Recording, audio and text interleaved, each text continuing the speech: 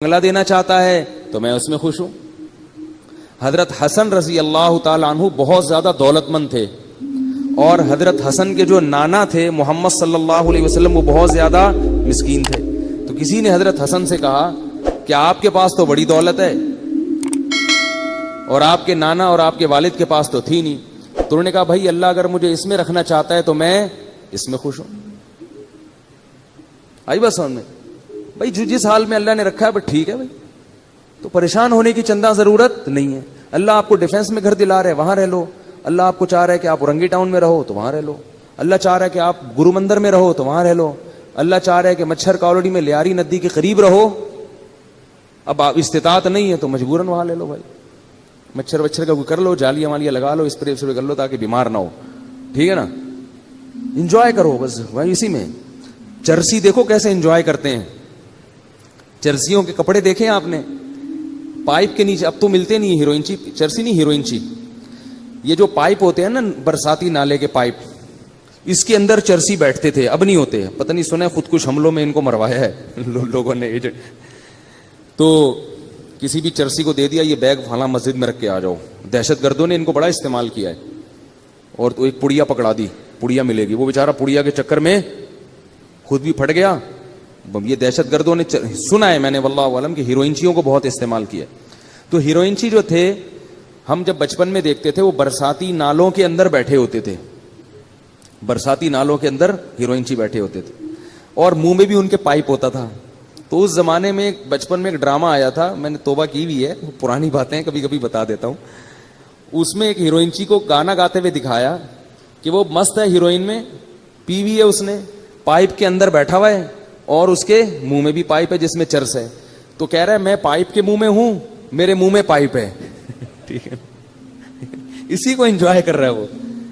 کہہ رہا ہے یہ نعمت کس کے پاس ہوگی کہ پائپ کے منہ میں بھی ہو اور پائپ بھی اس کے منہ میں ہو. بھائی ایک ہی وقت میں ایک چیز منہ میں ہو سکتی ہے نا، یا تو آپ اس کے منہ میں ہو یا وہ آپ کے منہ میں. لیکن کہہ رہا ہے ہمارے ساتھ اللہ کی قدرت عجیب ہے، میں پائپ کے اندر بیٹھا ہوں اور پائپ میرے اندر گھسا ہوا ہے. تو ایک ہیروئنچی سے کسی نے پوچھا، وہ بھی مست ایسے پڑا ہوا ہے نا خوش. تو اس ہیروئنچی سے کسی نے پوچھا کہ ہم نے سنا ہے کہ تم لوگ اتنے خوش ہوتے ہو پی کے کہ تم سمجھتے ہو کہ ہم چاند پہ پہنچ گئے ہیں. تو ہیروئنچی کہتا ہے تو ابھی کہاں بیٹھا ہوا ہوں میں. تو ہمارے حضرت فرمایا کرتے تھے جیسے یہ لوگ نشے میں دیوانے ہو جاتے ہیں اور سارے غم بھلا دیتے ہیں، تو مسلمان کو چاہیے کہ وہ اللہ کی محبت میں اسی طرح دیوانہ ہو جائے اور سارے غموں کو بھلا دے. بولے بھائی میرا مقصود، میرا مطلوب، میرا محبوب، میرا معبود صرف اللہ کی ذات ہے. مجھے جنت مطلوب ہے، یہاں مجھے 1000 گز کا بنگلہ نہ ملا، جھونپڑی میں گزارا کر لوں گا. جنت کے محلات مجھے ہر قیمت پہ چاہیے. یہاں مجھے کالی کلوٹی مل گئی. ایک بندہ آیا، میں میری بیوی بہت ہی بدصورت ہے، میں کیا کروں، پھنس گیا ہوں میں نے کہا صبر کرو، تم کون سا اتنے حسین ہو. ہمارے جو ہے نا ایک جامعہ میں ایک لڑکا تھا، اس کی شادی ہوئی تو ہمارے استاذ کے پاس آیا. اب اس کو شرم بھی آ رہی تھی کیونکہ استاذ تھے بڑے پیر و مرشد. تو وہ استاذ ہمیں واقعہ سنا رہے تھے، کہنے میرے پاس آیا اور بڑا شرما رہا ہے، بڑا میں حضرت میں بڑا پریشان ہوں، میں یہ وہ بہت مشکل نا. مجھے بتاؤ کیا بات ہے. اس نے کہا میری شادی ہوئی ہے، میں نے بغیر دیکھے کی اور مجھے بیوی پسند نہیں آ رہی، شکل بالکل بھی اچھی نہیں ہے. تو کہتے ہیں میں نے اس سے کہا کہ کبھی اپنی شکل دیکھی آئینے میں. ٹھیک ہے نا. تو کہتے اس نے کہا ہاں میں نے دیکھی ہے. کہہ رہے ہیں اب اس نیت سے دیکھو کہ میں کیسا ہوں. ایک تو ویسے ہی دیکھتا ہے نا انسان بال سیٹ کرنے کے لیے یا کچھ منہ پہ کچھ لگا ہوا تو نہیں. اس نیت سے دیکھو کہ کیا میں بھی ان لوگوں میں شمار ہوتا ہوں جس کو کوئی خوبصورت ملے. اس نیت سے اب جا کے دیکھو اپنے نئے نقش نا، پوری ناک کا سائز وائز سب چیزیں چیک کرنا، جا کے کلر ولر بھی دیکھنا اچھی طرح سے. تو وہ کہتے ہیں کہ وہ اس نے دیکھا اور آ کے کہا الحمدللہ میں مطمئن ہو گیا ہوں. ٹھیک ہے نا، کہ اس ڈیزائن میں مجھے یہ بھی غنیمت ملی ہے. تو ڈپریشن، پریشان، یہ ناشکری ناشکری ناشکری ہر وقت کیا ہے، ناشکری. اتنی ناشکری ہے اس سے کیا ہو جاتے ہیں، ڈپریشن کے مریض بن جاتے ہیں. اگر خوش رہو گے بھائی یہاں جیسی تیسی مل گئی, جنت میں کیا مل جائے گی؟ اگر صبر شکر سے زندگی گزاری تو جنت میں کیا ملے گا؟ حور ملے گی. جنت دنیا میں جو کچھ ملتا ہے نا ہم کو اور آپ کو, وہ اس میں ہماری محنت کا دخل نہیں ہوتا, اس میں تقدیر کا دخل زیادہ ہوتا ہے. کیسے کیسے بدصورت لوگ ہیں, بہت خوبصورت عورتیں مل جاتی ہیں, کیسی کیسی بدصورت عورتیں ہیں, بہت خوبصورت شوہر مل جاتے ہیں. با اخلاق لوگوں کو بد اخلاق بیوی مل جاتی ہے, بد اخلاق کو با اخلاق. تو ایسے سارا سیٹ اپ چل رہا ہے. اور جنت کیا ہے؟ وہ تو اللہ نے نیک لوگوں کے لیے بنائی ہے. وہ تو ان کو تو اللہ نے اسپیشل حسن دیا ہے جنت کی حوروں کو. فرمایا مقصورات فی الخیام, خیموں میں بند کر دیا, تمہارے لیے بنایا گیا ان کو. تو گزارا چلاؤ بھائی, گزارا چلاؤ. سمجھ رہے ہو؟ زیادہ پریشان ہونے کی ضرورت نہیں ہے. ویسے بھی بڑھاپے میں سب چیزیں ختم, بڈھی ہو جائے گی پھر دیکھنا اس کو کون حسین. بڑھاپے میں نہ خود حسین رہو گے نہ وہ حسین رہے گی, سب حساب. تو تھوڑے دن کی بات ہے, تو صبر کر لو. کیا خیال ہے بھائی؟ یا پھر وہ کام کرو جو میں بولتا رہتا ہوں, گناہ کی طرف مت جاؤ, گناہ کی طرف مت جاؤ, اس کی ٹھکائی لگے گی. گناہ کی طرف جاؤ گے تو کیا ہوگا؟ حساب و کتاب دینا پڑے گا اس کو. تو اللہ تعالیٰ نے مسلمان کو ٹینشن فری بنایا ہے. مسلمان کو غم ہوتا ہے تو صرف کون سا غم؟ کہ یار جنت میں پہنچنا ہے میں نے, اللہ راضی ہو جائے. پھر اس حال میں اللہ اگر آپ کو پیسہ بھی دے دے, آپ کوشش کریں, ہاتھ پہ ہاتھ رکھ کے بیٹھ جانا یہ دین ہمیں نہیں سکھاتا. دنیا میں کامیاب ہونے کی بھی کوشش کریں. کوشش میں کامیابی ہو جائے تو بھی ٹھیک ہے, کامیابی نہیں ہو تو بھی ٹھیک ہے, بس خوش رہے انسان اس پہ. تو اب وہ قوم, اب یہ گھروں کا میں اس لیے کہتا ہوں کہ نبی صلی اللہ علیہ وسلم نے فرمایا بدترین چیز جس پہ انسان کا پیسہ خرچ ہو وہ تعمیر ہے. صحیح حدیث ہے بالکل. آپ کے پاس اگر بہت سارا پیسہ ہے نا تو سب سے پہلے کیا کریں آپ؟ اچھی خوراک کا انتظام کریں. پیٹ میں اچھی چیز اترنی چاہیے. جیم جیلی اور یہ ساری چیزیں چھوڑ دیں, شہد کھایا کریں. ڈالڈا گھر سے نکال دیں. جب اللہ نے آپ کو مالی وسعت دے دی, زیتون اور دیسی گھی لا کے ڈبے رکھ دیں گھر میں. بیگم جو پکے گا گھی میں پکے گا, 10 انگلیاں گھی میں اور سر کڑھائی میں, ٹھیک ہے نا. اب گھی پکے گا ہمارے. بادام کھائیں. ہمارے حضرت کو اللہ نے غربت میں رکھا تو حضرت کے پاس پیسے ہی نہیں ہوتے تھے کچھ کھانے کے, تو وہ 60 سال حضرت نے غربت میں خوشی میں گزارے. اتنی غربت تھی میرے شیخ و مرشد کے پاس 60 سال کی عمر تک کہ فرماتے ہیں کہ میرے پاس انڈا خریدنے کے پیسے نہیں ہوتے تھے. اور عالم کتنے بڑے تھے؟ دارالعلوم کورنگی کے شیخ الحدیث تھے, سب سے بڑا مرتبہ. کتنا بڑا ادارہ ہے نا دارالعلوم کورنگی. حضرت مفتی محمد شفیع صاحب رحمہ اللہ کے نائب سمجھے جاتے تھے. اور لیکن لوگوں کو پتہ نہیں چلتا تھا آپ کی غربت کا, کیونکہ رہتے اتنے استغنا کے ساتھ تھے نا کہ لوگ ان سے قرضے مانگنے آتے تھے. یہ نہیں کہ غربت میں اپنے پھٹے پرانے کپڑے پہن کے ایسا صورت بنا لی کہ لوگ مولوی صاحب پہ ترس کھا کے پیسے دینا شروع کر دیں. نہ نہ نہ, بڑا استغنا. اور فرماتے ہیں کہ میرا گھر بھی ذرا دور تھا کچی آبادی میں, کیونکہ پیسے تھے ہی نہیں کہ پکی آبادی میں گھر لے لیں. تو فرماتے ہیں میں پتہ کیا سوچتا تھا کہ میں چونکہ بادشاہ ہوں اور بادشاہ ذرا ہٹ کے رہتا ہے, بادشاہ تھوڑا سا, تو کہہ رہے ہیں ہمارا اسٹائل تھوڑا سا کیا ہے, ہٹ کے. خوش رہتے تھے. کہتے ہیں ایک دن کیا ہوا کہ ایک مہمان ہمارے گھر آیا, دال کھلائی ہم نے. پھر کچھ دنوں کے بعد آیا, دال پکی ہوئی تھی. پھر آیا, دال پکی ہوئی تھی. تو ایک دن آگے کہتے ہیں آپ لوگ کیا دال کے علاوہ کچھ نہیں پکتا؟ وہ مہمان بھی تنگ آ گیا نا.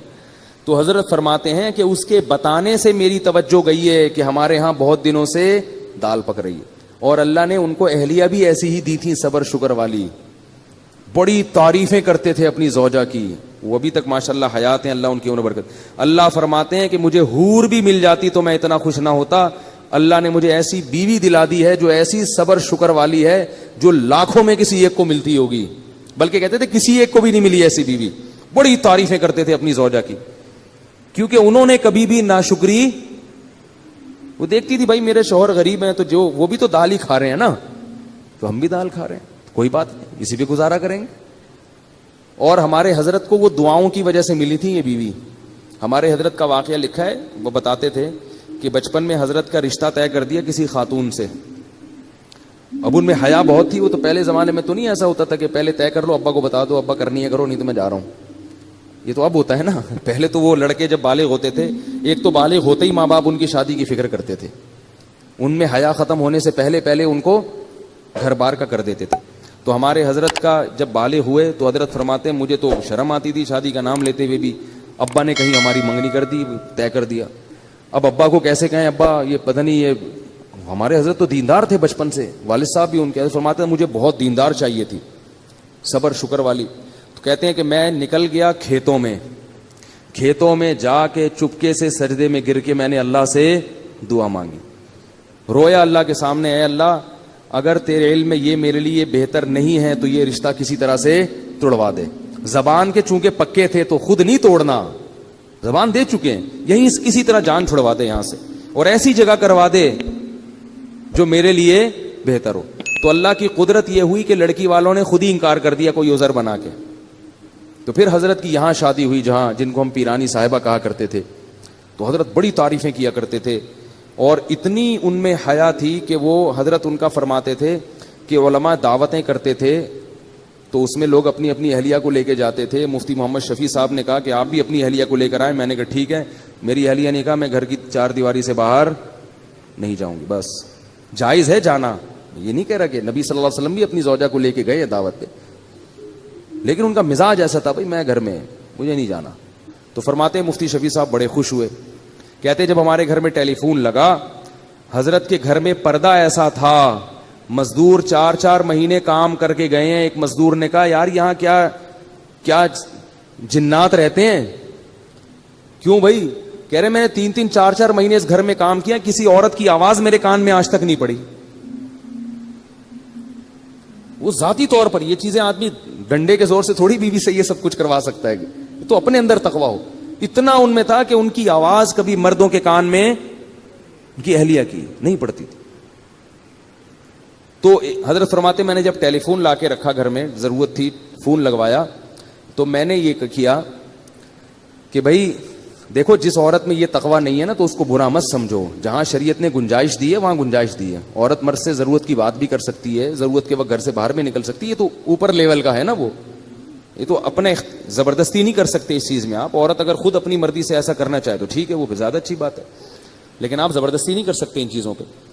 تو فون میں کیا ہوا, حضرت نے فون لا کے رکھا, فرمایا کہ آپ جب فون آئے آپ جب اٹھائیں تو جب اننون پرسن ہونا تو بات نہ کریں اس سے. اور پتہ کیسے چلے گا کہ اپنی بہو بیٹی کا فون ہے تو فون پہ تھوڑا سا ہاتھ مار دیں, اگر آگے سے عورت کی آواز آئی ہے تو بات کر لیں, یا اپنے کسی بیٹے کی آواز آئی تو بات کر لیں, ورنہ بات نہ کریں. ہم اگر گھر میں کہہ دیں کہ بھائی جب فون اٹھاؤ تو بولو نہیں, تو میرا خیال ہے اگلے دن بیان نہیں ہوگا. بولیں گے پتہ نہیں کس فنڈامنٹلسٹ سے, بنیاد پرستوں سے کہاں پھنس گئے ہیں, طالبان سے شادی ہو گئی ہے. ٹھیک ہے نا. لیکن ہم بھی ایسے ہی ہیں, ہم کون سا اتنے پرہیزگار ہیں. تو اتنا ہی تقویٰ ہونا جتنا, یعنی بھائی جتنے خود ہو اتنے ہی دوسرے پہ کو مکلف بناؤ نا. حضرت تو خود بھی بڑے پرہیزگار تھے نا. تو حضرت فرماتے ہیں میں نے کہا اپنی اہلیہ سے کہ یوں کرنا, تو انہوں نے کہا میں نے فون کے قریب ہی نہیں جانا, میں نے فون اٹھانا ہی نہیں ہے, مجھے اس سے ویسے ہی کیا ہے الرجی. یہ مردوں کا کام ہے فون سننا. فون جس نے بیٹی کا فون آئے گا تو آپ سن لو, پر مجھے بتا دیا کرو تو میں بات کر لوں گی, ورنہ میں اس طرف نہیں جاتا. تو بڑی اللہ نے صبر شکر والی زندگی دی تھی ان کو. تو حضرت فرماتے ہیں اسی غربت کی ایام میں ایک انڈے والا آیا, ٹھیک ہے نا, انڈے بیچ رہا تھا. تو وہ ابلے ہوئے انڈے نا, تو وہ کہتے ہیں ہمارے گھر آیا, بولے مولوی صاحب کتنے انڈے لیا کرو گے آپ مجھ سے؟ بھئی آپ کے گھر کے اتنے افراد ہیں, میاں بیوی ہیں, بچے بھی ہیں. تو اس کا خیال تھا کہ 4-6 انڈے تو لے لیا کریں گے. حضرت فرماتے ہیں میں نے کہا نہیں, ہمارے یہاں پہلے سے کوئی انتظام ہے, ایسا کر دیا. حالانکہ فرماتے ہیں کہ اصل بات یہ تھی میرے پاس انڈا خریدنے کے پیسے بولو بھائی نہیں تھے, لیکن اس کے سامنے اپنی غربت نہیں بتانی, میرے پاس پیسے ہی نہیں ہیں. وہ کہ چلو زکوٰۃ والے انڈے پھر میں آپ کو دے دیا کروں گا. بات یہ ہے کہ غربت بھی ہو مگر ایسا اس پہ استغنا, اور چہرے پہ ایسی بشاشت اور ایسا استغنا ظاہر کرنا ہے کہ ہم سے بڑا سیٹ دنیا میں کوئی ہے ہی نہیں. اور حضرت فرماتے ہیں کہ یہ صرف زبان سے نہیں کہتا تھا, دل میں بھی سمجھتا تھا, دل میں بھی سمجھتا تھا کہ اللہ نے مجھے بہت دیا ہے. صرف اوپر سے نہیں کہ لوگوں کو بیوقوف بنانے کے لیے, دل میں بھی یہی تھا بہت دیا ہے بھائی. فرماتے تھے کہ میں 2 وقت کی روٹی کھا رہا ہوں بھائی, اور کیا چاہیے, خالی روٹی بھی کافی ہے, تو اللہ نے مجھے دال بھی دی ہے. اس پہ سوچ سوچ کے خوش ہوتے تھے کہ دال بھی دی اللہ نے مجھے, واہ واہ سبحان اللہ, اتنا خوش ہوتے تھے اس پہ, دال بھی ہے. اور اپنے شیخ کی زیارت کے لیے لاہور جایا کرتے تھے, پورے سال تنخواہ سے پیسے جمع کر کر کے ٹرین کا ٹکٹ ہوتا تھا, پورے سال کی تنخواہ سے کاٹ کاٹ کے ایک دفعہ کا چکر لگتا تھا, یہ حالت تھی. اور پھر کیا ہوا ہے کہ پودوں کا بڑے مزاج ان کے, غربت تھی مگر مزاج شاہانہ تھا, گرینری کا بڑا شوق تھا, پھول لگانے کا, پودے لگانے کا, خوشبوؤں کے استعمال کا. تو پودے لگانے کے لیے نا ان کے پاس وہ نہیں تھا, شاور نہیں ہوتا وہ پانی دینے کے لیے, اس میں پتہ نہیں کیا ٹیکنیکل چیز کر کے ایک شاور بنایا تھا حضرت نے, تھا بڑی صفائی ستھرائی. تو کیا ہوا کہ حضرت کی اہلیہ بیمار ہو گئی. اب میں اہلیہ کا بتاؤں کیسا توکل تھا. اہلیہ بیمار ہو گئی, ڈاکٹر کے پاس گئے تو ڈاکٹر نے کہا کہ ان کے جسم میں وٹامنس کی کمی ہے, پھل فروٹ کھانے کو, پھل فروٹ تو ملتے ہی نہیں تھے حضرت کو, غربت میں کہاں پھل کھا سکتے ہیں. تو بتایا کہ ان کو آپ پھل فروٹ کھلائیں. کیا کھلائیں؟ یہ میں صرف اپنے شیخ کے واقعات نہیں سنا رہا, مقصد یہ ہے کہ ایسی زندگی گزرے گی تو صحت بھی ملے گی, بغیر سیب کے آئرن آئے گا آپ کے جسم میں. اور ٹینشن والی زندگی گزارو گے نا, سیب کے جوس بھر بھر کے پی لو پھر بھی آئرن کی کمی ختم نہیں ہوگی. آپ پھر فرماتے میں لے گیا ڈاکٹر کے پاس, ڈاکٹر نے کہا ان کو سیب کھلائیں, آم کھلائیں, یہ کھلائیں, وہ کھلائیں. پھر فرمایا پیسے ہی نہیں تھے سیب کھلانے کے. تو حضرت فرماتے ہیں میں نے سوچا کہ بھائی ڈاکٹر کو اللہ نے جو علم دیا ہے نا وہ اس حساب سے صحیح بات کر رہا ہے, لیکن اگر میری بیوی کو سیب کی ضرورت ہوتی تو اللہ مجھے سیب کے پیسے دیتے, جب نہیں ہے تو اس کا مطلب اللہ ویسے ہی آئرن کی کمی انشاءاللہ پوری کر دے گا, اور اللہ ان کو ویسے ہی ٹھیک کر دے گا. بیوی بھی کیونکہ توکل والی, پھر وہی مثال اپنی اور آپ کی مثالیں آتی ہے ذہن میں. ہم ہوتے کتنے تانے سننے کو ملتے ہیں ہے بھائی, اب کہیں سے لے کر آؤ, سیب لاؤ, چوری کا ہو کہیں سے وہ لے کر آؤ. میں تو کہہ رہی تھی کھانے کو نہیں ہے, دال کھائیں گے تو یہ تو یہی ہوگا نا, روٹی کھا کھا کے, تو آئرن کہاں سے پیدا ہوگا. ڈاکٹر سارے کہتے ہیں سیب کھانا ضروری ہے, اور یہ کھانا ضروری ہے, وٹامن کی گولیاں کھانا, جائیدادیں کھانا بھی ضروری ہے. کیا کیا کھا گئے ہیں مگر پھر بھی کمی پوری نہیں ہو رہی, پھر بھی بیمار ہیں. وقت سے پہلے بال سفید ہو رہے ہیں, 20 25 سال کے لڑکوں کے بال سفید ہو رہے ہیں, گر رہے ہیں. عجیب حالت ہے یار, 30 سال کا بندہ 50 سال کا لگ رہا ہے آج دیکھنے, سب کچھ کھا کے بھی یہ حال ہے. توکل نہیں ہے, اللہ پہ اعتماد نہیں ہے. تو حضرت فرماتے ہم آ گئے, ہم نے کہا بھائی ہمارے پاس تو نہیں ہے, بس اس اللہ ویسے ہی پوری کر دے گا. اللہ نے کر دی. وہ ماشاءاللہ اب تک زندہ ہیں, 90 سال تو میرا خیال ہے ان کی عمر ان کی اہلیہ کی ہو گئی, جن میں وٹامن کی کمی تھی, ٹھیک ہے نا. 90 سال سے زیادہ ان کی عمر ہو گئی ہے ماشاءاللہ, اور ہوش و حواس میں اللہ ان کی عمر میں اور زیادہ برکت دے. حضرت کا انتقال ہو گیا, وہ پھر بھی زندہ ہیں.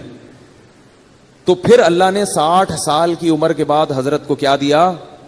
حضرت کی زمینیں تھیں وہ بکی ہیں, اور کچھ وراثت ملی, بہت اللہ نے پیسہ دیا.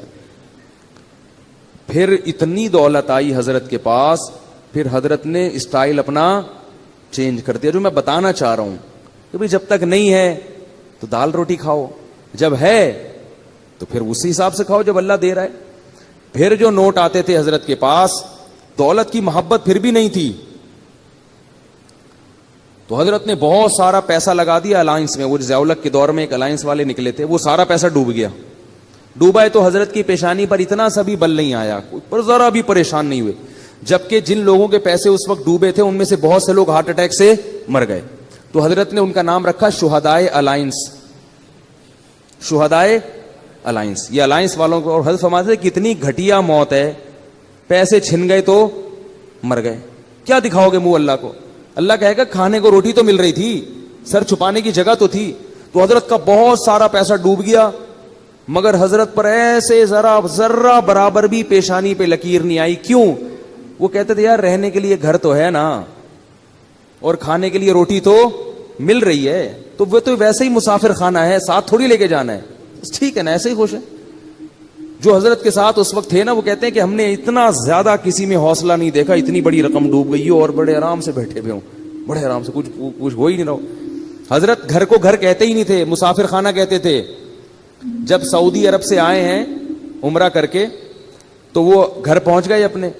تو جو میزبان تھے نا سعودیہ میں, انہوں نے حضرت کو فون کیا کہ آپ گھر پہنچ گئے ہیں. انہوں نے کہا میں مسافر خانے میں بیٹھا ہوں ناظم آباد کے. پھر 2 دن بعد فون کیا, حضرت گھر پہنچ گئے. انہوں نے کہا بھی ناظم آباد کے مسافر خانے میں ہوں. اس نے کہا آپ مسافر خانے میں کیا کر رہے ہیں, گھر کیوں نہیں جا رہے؟ انہوں نے کہا بھائی یہ مسافر خانہ ہی ہے, گھر ور نہیں ہوتا مسلمان کا, اور واقعی اب دیکھو نا, حضرت کا جنازہ اٹھ گیا نا, قبر میں چلے گئے, ثابت ہو گیا نا کہ واقعی وہ کیا تھا, مسافر خانہ تھا, ثابت ہو گیا. تو ہم لوگ ہیں بے وقوف جو گھر کو گھر سمجھتے ہیں. تو کیا تھا کہ حضرت کو جب اللہ نے دولت دی تو نوٹوں کی گڈیاں رکھی ہوتی تھی اتنی بڑی بڑی, اس میں سے حضرت اپنی ضرورت کے پیسے رکھتے تھے, باقی سارے فی سبیل اللہ صدقہ. اس میں سے گیس کا بل نکالیں گے, جو ضرورت کی چیز خریدنی ہے, گاڑی خریدی حضرت نے, گاڑی کیسی خریدی. اب دیکھو پیسہ آتا ہے تو لوگ اپنے اوپر خرچ نہیں کرتے, یہ بھی کنجوسی ہے. وہ بحریہ ٹاؤن میں پلاٹ لے لو, بس پلاٹ لے لو, بس پلاٹ لے لو. ابے بھائی خرچ کرو اللہ کے بندو. حضرت نے ایک فلیٹ بھی خریدا, وہ اس لیے خریدا کہ میں آج مر جاؤں گا تو یہ مدرسے کا گھر ہے, میری زوجہ کہاں رہیں گی, اس نیت سے خریدا کہ میرے مرنے کے بعد میری زوجہ کے لیے انتظام, بولو نا بھائی, ہونا چاہیے. اور بچے کی سب کی شادیاں ہو گئی تھی, وہ الگ ہو گئے تھے, الگ رہتے تھے, تو ان کا تو انتظام ہو گیا. بس ایک زوجہ میں اگر مر گیا تو ان کا کیا بنے گا, یہ تو مدرسے کا گھر ہے, ٹھیک ہے نا. تو یہ مدرسہ یہاں رہتا ہے نہیں رہتا, تو بھائی ان کے لیے فلیٹ خرید لیا. وہ بھی جب اللہ نے بس وہ فلیٹ گئے نہیں, اس میں گئے نہیں. اس کے علاوہ باقی پیسوں کا کیا کرنا ہے, اب کیا پلاٹ خریدنا, کیا گھر خریدنا, گاڑی خریدو. سب سے پہلے خوراک, حضرت نے سب سے پہلے پیسہ کہاں خرچ کیا, خوراک. بھائی خوراک, اب پہلے تو اللہ چلا رہا تھا بغیر خوراک کے, پیسے نہیں تھے. اب اللہ کہے گا اب ہے تو اب تو سیب کھاؤ نا, آئرن کی کمی, ورنہ آئرن کی کمی ہوگی. دولت مند آدمی اگر سیب نہیں کھاتا اس میں آئرن کی کمی ہوتی ہے. غریب آدمی کچھ بھی نہ کھائے پھر بھی فٹ رہتا ہے, کیونکہ اللہ نے اس کو دیا ہی نہیں کچھ, تو اللہ کہتے ہیں اسی میں پوری کر دوں گا میں. شیر کو آئرن کی کمی کے لیے سیب کھانا پڑتا ہے بھائی. شیر میں وٹامن سی کی کمی کہاں سے پوری ہوتی ہے, وہ صرف گوشت کھاتا ہے, اور اسی گوشت میں وٹامن اے بھی ہے, ڈی بھی ہے, سی بھی ہے, سب کچھ ہے اس میں. تو اللہ ہر چیز سے ہر چیز پوری کر سکتے ہیں. ہم خالی گوشت کھانا شروع کر دیں تو مر جائیں گے تھوڑے دنوں میں. تو اب کیا تھا کہ حضرت نے سب سے پہلے کس پہ توجہ دی, خوراک. خوراک ایسی خاندانی, اوہ ہٹو بچوں, بادام صبح, اور ایک گلاس خالص دودھ, بہترین خاندانی قسم کا سیب چھلا ہوا. چھلکے فرماتے تھے, ڈاکٹر نے ایک دفعہ حضرت کو کہا کہ چھلکوں میں طاقت زیادہ ہوتی ہے. حضرت فرمایا پھر چھلکے آپ کھایا کریں. ٹھیک ہے, مزاح بہت تھا ہمارے حضرت کی, خوش ہوتا ہے نا انسان تو مزاح بھی ہوتا ہے طبیعت میں. فرمایا پھر یہ آپ کھائیں گے وٹامن, ٹھیک ہے نا. تو اس لیے کہ چھلکے ہضم نہیں ہوتے نا, وہ وٹامن کا کیا کرنا ہے جو ہضم ہی نہ ہو. ڈاکٹر بھی تو بعض پھینکو ہوتے ہیں, بس بول دیتے ہیں, یہ نہیں دیکھتے کہ اس کا کیا نقصان بھی ہوگا, کیا فائدہ ہوگا. چھلکوں میں طاقت زیادہ ہے. اللہ کے بندے, چھلکے اللہ نے جانوروں کے لیے بنائے, ان کو بھی تو کچھ کھانے دو. تو ساری چیزیں خود کھا جاؤ گے تو بکری کیا کھائے گی, ٹھیک ہے نا. تو اب جو ہے وہ چھلکے حضرت نے فرمایا کہ آپ کھائیں. وہ چھلا ہوا سیب کھایا کرتے تھے, میٹھا. جب سیب کا موسم ختم ہو جاتا تھا, اچھے سیب ملنا بند, تو سیب کا ناغا نہیں. حضرت کی مطالعہ بہت تھا نا, حکمت پر, ایلوپیتھک سائنس پر بھی مطالعہ تھا, اور ہومیوپیتھک پر بھی, اور حکیموں کی کتابیں بھی پڑھی ہوئی تھی حضرت نے. تو خوراک کی بڑی ریسرچ تھی. وہ فرماتے تھے کہ نہار منہ میٹھا سیب جس نے کھا لیا تو اللہ اس کو ڈاکٹروں سے ہمیشہ کے لیے محفوظ رکھے گا. اور واقعی حضرت کو اللہ نے ڈاکٹروں سے بچایا ہوا تھا. تو جب موسم ختم ہوتا تو پھر پوری دنیا میں تحقیق ہوتی کہاں کا سیب سب سے اچھا ہے. تو پھر ٹورنٹو سے حضرت کے لیے سیب کی پیٹیاں آیا کرتی تھی. سیب کا ناغا نہیں ہونا چاہیے. بادام, سیب اور بھنے ہوئے چنے یہ کھاتے تھے. اسی طرح میں جب بھی حضرت کے گھر گیا ہوں, کھانا بڑا اسٹائلش دیکھا ہے, وی آئی پی قسم کا خاندانی کھانا تھا. کھاتے بہت تھوڑا تھے مگر کھاتے بہت اچھا تھے. پگڑی بڑی مہنگی تھی. ایک دفعہ میں نے قیمت پوچھ لی تھی, وہ زمانے میں بڑی ہزاروں روپے کی پگڑی تھی حضرت کی. حضرت فرماتے تھے کہ سر کی پگڑی اور سر کی ٹوپی کی قیمت آپ کے جوتے سے زیادہ ہونی چاہیے. جوتا مہنگا ہے, ٹوپی کیا ہے, سستی. اس کا مطلب سر کو اتنا پروٹوکول نہیں دے رہے, پاؤں کو عزت زیادہ دے رہے ہو. حضرت کا جو سفید رنگ کا کرتا ہوا کرتا تھا وہ بہت مہنگا تھا, بہت مہنگا. اور خوشبوئیں اللہ کی پناہ, اتنی سی خوشبوئیں. اس دور میں 95 کی بات کر رہا ہوں, 50 ہزار روپے کی 95 میں وہ حضرت نے خوشبوئیں رکھی ہوئی تھیں. اور کمرہ اتنا خوبصورت ڈیکوریٹ کیا ہوا تھا, ایسے نہیں کہ وہ اس کو چھچورا پن بنا دیا, اس کو چھمک چھلو بنا دیا کمرے کو, لیکن اتنا خوبصورت کمرہ تھا حضرت کا کہ جب جاتے تھے تو بس دل چاہتا تھا کہ یہاں سے نہ نکلیں. اس میں عود کی خوشبو جل رہی ہوتی تھی ہر وقت. بڑا خوبصورت کمرہ تھا, جنہوں نے دیکھا ہے وہ جانتے ہیں. وہ تو باقاعدہ دیکھنے جایا کرتے تھے ہم. پھر حضرت کی کرسی بیٹھنے کا, پھر 24 گھنٹے ایئر کنڈیشن میں رہتے تھے, 24 گھنٹے. بہت وی آئی پی زندگی گزاری, مکان نہیں بنایا, پلاٹ نہیں خریدا, مر جائیں گے, اپنی ذات پہ لگاؤ. ایک بس سنا دو گاڑی خریدنے کا واقعہ, سنا ہوا ہوگا. پھر حضرت نے سوچا کہ گاڑی ہونی چاہیے. حضرت نے کیا سوچا کہ کیا ہونا چاہیے؟ یہ میں آپ لوگ کو بتا رہا ہوں کہ پیسے جمع مت کرو اللہ کے بندو, یہ کوئی قصے کہانیاں نہیں سنا رہا, میں قصے کہانیاں نہیں سنا رہا. حضرت نے کہا گاڑی ہونی چاہیے. گاڑی خریدنے گئے, شو روم میں گئے, تو شو روم والے سے کہا کوئی گاڑی دکھاؤ, گاڑی. اس نے کہا یہ ہے نا گاڑی. انہوں نے کہا یہ گاڑی ہے. ٹھیک ہے, یہ کوئی گاڑی ہے, اس کو گاڑی بولتے ہیں. یہ حضرت اسی اسٹائل سے سنایا کرتے تھے, یہ گاڑی. تو انہوں نے کہا یہ کیا ہے بھائی, یہ گاڑی نہیں, تو یہ گاڑی ہے, گاڑی دکھاؤ بھائی. تو کہتا ہے مولوی صاحب آپ کی رینج کتنی ہے؟ اس نے کہا مولوی صاحب یہ بیچارے کیا گاڑی خریدیں گے, کوئی پرانی سی ایف ایکس لینے آئے ہوں گے, زکات کے پیسوں سے جمع, کسی نے کوئی ہدیہ دیا ہوگا لفافے میں ڈال کے, کوئی جمع ہو گئے ہوں گے, تو وہ یہ سمجھ رہے تھے. اچھا, حضرت کے بیٹے سعودیہ چلے گئے تھے, مدینہ یونیورسٹی میں ان کی بڑی اچھی اچھی تنخواہیں تھیں, تو انہوں نے بڑی اچھی گاڑی خریدی تھی, بہت خوبصورت. حضرت فرماتے ہیں مجھے خیال آیا کہ میرے بیٹوں کے پاس اتنی مہنگی گاڑی ہے تو میں ان سے بھی زیادہ مہنگی گاڑی خریدوں گا. اور آگے ملفوظ دیکھو, فرماتے تھے اس لیے کہ پتہ یہ چلے کہ باپ میں ہوں, یہ میرا باپ نہیں ہے, کیونکہ ان کے پاس اچھی گاڑی آ گئی ہے. میرے پاس اگر پرانی ہوگی تو لوگ ان کو میرا باپ سمجھیں گے, اور مجھے کیا سمجھیں گے؟ یہ اسٹائل تھا بھائی, اسٹائل. تو فرماتے ہیں میں نے چاہا کہ میں اس سے زیادہ اچھی گاڑی خریدوں گا تاکہ پتہ چلے کہ ابا کون ہے, میں ہوں. ایسا نہ ہو کہ لوگ ان کو میرا بس باپ سمجھنا شروع کر دیں. تو پھر گئے ہیں, تو وہ حضرت کو گاڑی کون سی ملی ہے؟ اس وقت عراق کی جنگ ہو رہی تھی کویت سے, تو سارے کویتی بھاگ گئے تھے. تو ایک کویت کا شہزادہ گاڑی لے کے بھاگا تھا, پاکستان آیا ہوا تھا. تو حضرت نے پھر کویت کے شہزادے سے گاڑی خریدی. وہ اس گاڑی میں ہم نے بھی بہت سفر کیا, اور اتنی خوبصورت وی آئی پی گاڑی تھی, بیٹھ جاؤ تو اٹھنے کا دل ہی نہیں کرتا تھا. اور فرماتے تھے پھر اس میں جو پیٹرول ڈلواتا تھا, تو یہ نہیں کہ 5 روپے کا پیٹرول ڈال دو, یہ بھی کنجوس آدمی کا کام ہے, 50 روپے کا پیٹرول ڈالتا ہے. ابے بھائی جب تیرے ہاتھ میں ہے گاڑی تو ٹینکی بھر دینا ایک دفعہ میں, تو کوئی لے کے تھوڑی بھاگ رہا ہے. وہ بھی دماغ میں ہوتا ہے نہیں بھروں گا نہیں, بار بار پیٹرول پمپ پہ لائن لگا کے کھڑا ہوا ہوگا, مگر ایک دفعہ تسلی سے بھرے گا نہیں. تو فرماتے میں جب پیٹرول پمپ پہ جاتا تھا تو ٹینکی بھرتا تھا میں, اور وہ بھرنے میں بہت ٹائم لگتا تھا, لوگ مڑ مڑ کے دیکھ رہے ہوتے تھے بھائی کس کی گاڑی ہے یہ. تو حضرت فرمایا کرتے تھے گاڑی بڑی ہونی چاہیے, ٹینکی بھری ہوئی ہونی چاہیے. یہ حضرت کا ملفوظ تھا. جب دولت اللہ نے دی تو اسٹائل بولو نا بھائی چینج ہوگی. تو جو اپنی ضرورت کی گاڑی کے پیٹرول کے پیسے نکال لیے, گیس بجلی کا بل نکال لیا, کھانے کے پیسے نکال لیے, اس کے بعد جتنے پیسے تھے حضرت گنتے نہیں تھے, وہ سارے فی سبیل اللہ صدقہ.